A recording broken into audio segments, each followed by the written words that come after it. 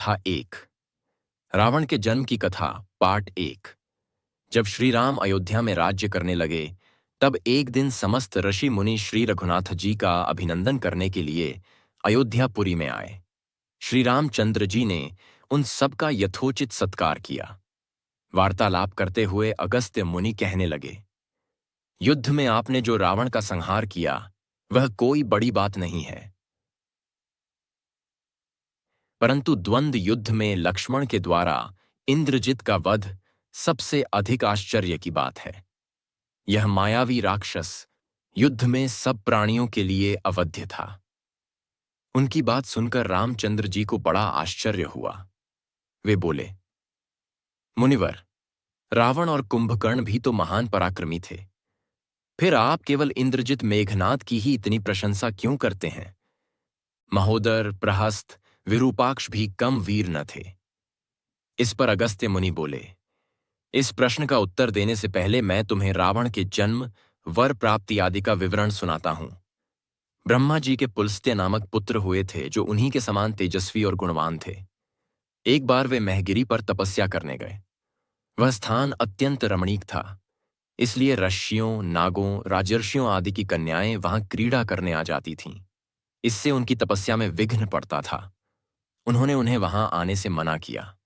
जब वे नहीं मानी, तो उन्होंने शाप दे दिया कि कल से जो लड़की यहां मुझे दिखाई देगी, वह गर्भवती हो जाएगी।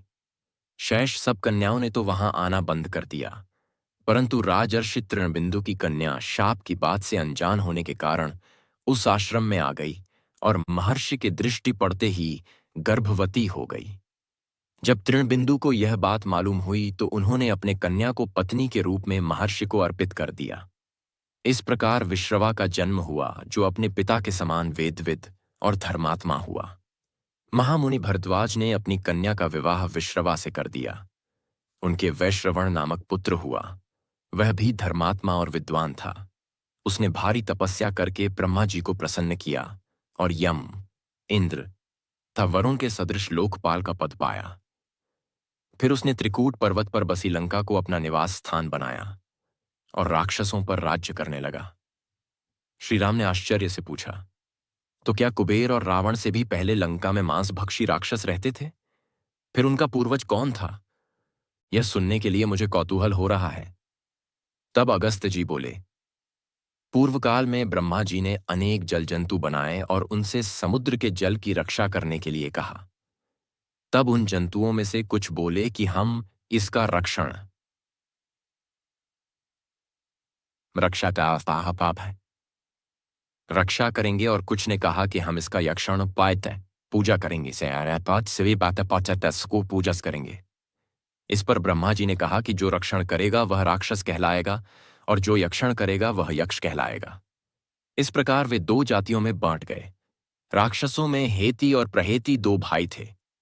प्रहेती तपस्या करने चला गया, परंतु हेती ने भाया से विवाह किया, जिससे उसके विद्युत्केश नामक पुत्र उत्पन्न हुआ। विद्युत्केश के सुकेश नामक पराक्रमी पुत्र हुआ। सुकेश के माल्यवान, सुमाली और माली नामक तीन पुत्र हुए। तीनों ने ब्रह्मा जी की तपस्या करके यह वरदान प्राप्त कर लिए कि हम लोगों का प्रेम अटूट हो और हमें कोई पराजित न कर सके। वर पाकर वे निर्भय हो गए और सुरों, असुरों को सताने लगे। उन्होंने विश्वकर्मा से एक अत्यंत सुंदर नगर बनाने के लिए कहा। इस पर विश्वकर्मा ने उन्हें लंकापुरी का पता बताकर भेज दिया। वहां वे बड़े आनंद के साथ रहने लगे। माल्यवान के वज्रमुष्टि, विरूपाक्ष, दुर्मुख, सुप्तघ्न, यज्ञकोप, मत्त और उन्मत्त नामक 7 पुत्र हुए।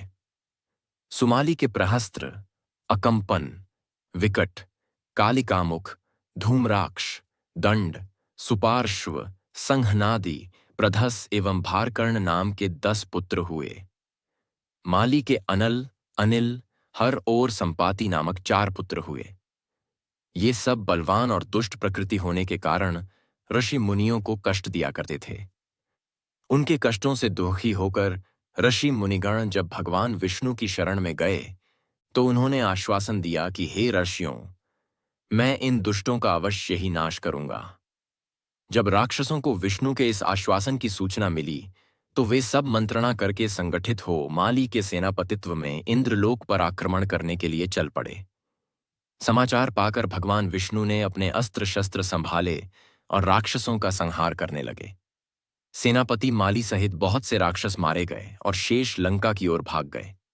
जब भागते हुए राक्षसों का भी नारायण संहार करने लगे तो माल्यवान क्रुद्ध होकर युद्ध भूमि में लौट पड़ा।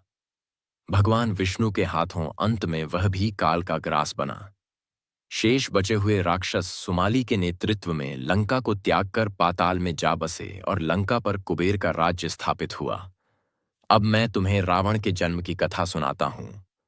राक्षसों के विनाश से दुखी होकर सुमाली ने अपनी पुत्री कैकसी से कहा कि पुत्री, राक्षस वंश के कल्याण के लिए मैं चाहता हूं कि तुम परम पराक्रमी महर्षि विश्रवा के पास जाकर उनसे पुत्र प्राप्त करो।